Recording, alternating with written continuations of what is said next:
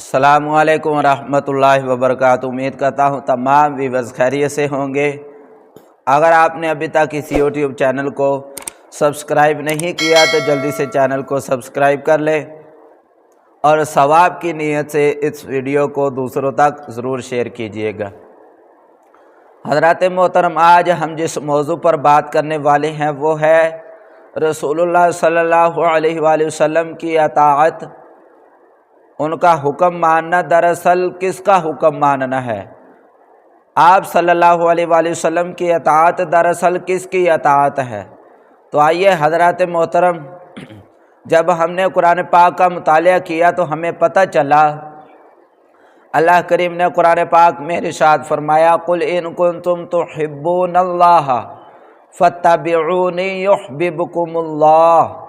اللہ نے فرمایا، اے محبوب آپ انہیں فرما دیں اگر یہ چاہتے ہیں کہ میں تم سے محبت کروں، اگر یہ چاہتے ہیں کہ اللہ ان کے ہر کام میں ان کی کفایت فرمائے، ان کی مدد فرمائے، تو ہمیں کرنا کیا ہے؟ فَاتَّبِعُونِی۔ تو اللہ کے محبوب نے فرمایا میری اتباع کرو، یحببکم اللہ، اللہ تم سے محبت کرنے لگ جائے گا، اللہ تمہارے ہر کام میں تمہاری مدد کرے گا۔ شرط کیا ہے؟ شرط یہ ہے کہ ہمیں اللہ کے محبوب کی اطاعت کرنی ہے، اللہ کے محبوب کا حکم ماننا ہے، اللہ کے محبوب سے محبت کرنی ہے۔ حضرات محترم، جب اللہ ہماری مدد کرے گا تو پھر ہمیں انعام کیا ملے گا؟ وَيَغْفِرْ لَكُمْ ذُنُوبَكُمْ وَاللَّهُ غَفُورٌ الرحیم، اور اللہ تبارک و تعالیٰ تمہارے گناہ معاف فرما دے گا، تمہاری مغفرت فرما دے گا، اور اللہ بخشنے والا رحم فرمانے والا ہے۔ تو حضرات محترم، اس آیت مبارکہ کا مفہوم یہ ہے کہ اگر ہم چاہتے ہیں کہ اللہ تعالیٰ ہمارے ہر کام میں ہماری کفایت فرمائے، ہماری مدد فرمائے، تو ہمیں رسول اللہ صلی اللہ علیہ وآلہ وسلم سے محبت کرنی ہوگی۔ جب ہم رسول اللہ صلی اللہ علیہ وآلہ وسلم سے محبت کریں گے، آپ کا حکم مانیں گے، آپ کی اطاعت کریں گے، تو اللہ تعالی ہم سے محبت فرمانے لگ جائے گا۔ حضرات محترم، اللہ کریم نے دوسرے مقام پر ارشاد فرمایا، مَن یُطِعِ الرَّسُولَ فَقَدْ أَطَاعَ اللَّهَ، بے شک رسول اللہ صلی اللہ علیہ وآلہ وسلم کی اطاعت ہی اللہ کی اطاعت ہے۔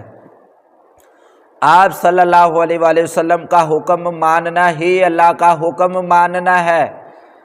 حضرت ابو ہریرہ رضی اللہ تعالی عنہ روایت کرتے ہیں، نبی کریم صلی اللہ علیہ وآلہ وسلم نے ارشاد فرمایا کہ میری ساری امت جنت میں داخل ہوگی، میری ساری امت جنت میں داخل ہوگی سوائے اس کے جس نے انکار کیا۔ اب صحابہ کرام رضوان اللہ علیہم اجمعین نے فرمایا کہ یا رسول اللہ صلی اللہ علیہ وآلہ وسلم، انکار کس نے کیا؟ نبی کریم صلی اللہ علیہ وآلہ وسلم نے فرمایا جس نے میری نافرمانی کی، جس نے میرا حکم نہ مانا، وہ جنت میں داخل نہیں ہوگا، باقی ساری میری امت جنت میں داخل ہوگی۔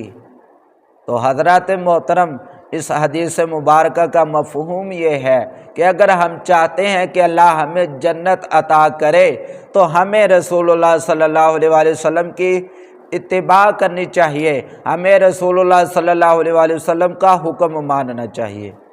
امام مالک رحمۃ اللہ علیہ فرماتے ہیں کہ ان سے مروی ہے، نبی کریم صلی اللہ علیہ وآلہ وسلم نے فرمایا کہ میں تمہارے پاس دو چیزیں چھوڑ کر جا رہا ہوں۔ کتنی؟ دو چیزیں۔